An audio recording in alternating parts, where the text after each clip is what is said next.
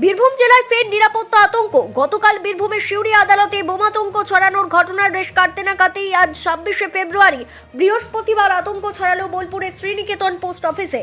জানা যায়, ভারতবর্ষের বিভিন্ন পাসপোর্ট অফিসে একটি ইমেল আসে যেখানে 12:30 থেকে দুপুর 2টো পর্যন্ত বোমা বিস্ফোরণের সম্ভাবনার কথা উল্লেখ করা হয়। সেই সতর্কবার্তার পরিপ্রেক্ষিতে কোনো রকম ঝুঁকি না নিয়ে প্রশাসনের সিদ্ধান্তে পাসপোর্ট অফিস ও শ্রীনিকেতন পোস্ট অফিস সকাল 9টা থেকে দুপুর 2টো পর্যন্ত সাময়িকভাবে বন্ধ রাখা হয়। খবর পেয়ে ঘটনাস্থলে পৌঁছয় পুলিশ ও নিরাপত্তা বাহিনী। গোটা এলাকা ঘিরে তল্লাশি চালানো হয়, তবে দীর্ঘক্ষণ তল্লাশির পরেও কোনো বিস্ফোরক বা সন্দেহজনক বস্তু উদ্ধার হয়নি। পরিস্থিতি স্বাভাবিক হওয়ায় দুপুর 2টোর পর থেকে আবার স্বাভাবিক কাজকর্ম শুরু করে শ্রীনিকেতন পোস্ট অফিস।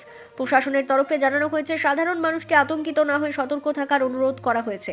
একটু বন্ধ রাখতে বলা হয়েছিল, কিছু কারণে আমাদের মেল অনুযায়ী বন্ধ রেখেছিলাম, এখন আবার খুলে দিয়েছি, সবকিছু নরমাল আছে, ঠিক আছে, কোনো অসুবিধা হয়নি। মানে কি হয়েছিল আপনাদের কাছে? উড়ো মেল এসেছিল?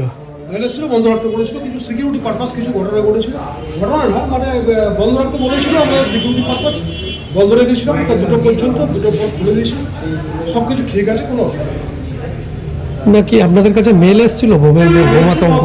বন্ধ রাখার জন্য, ঠিক আছে। আপনার নাম পরিচয়? প্রাণতোষ সরকার, চার্জে আছে। বীরভূম থেকে অনির্বাণ পাজার রিপোর্ট, বিগ নিউজ বাংলা।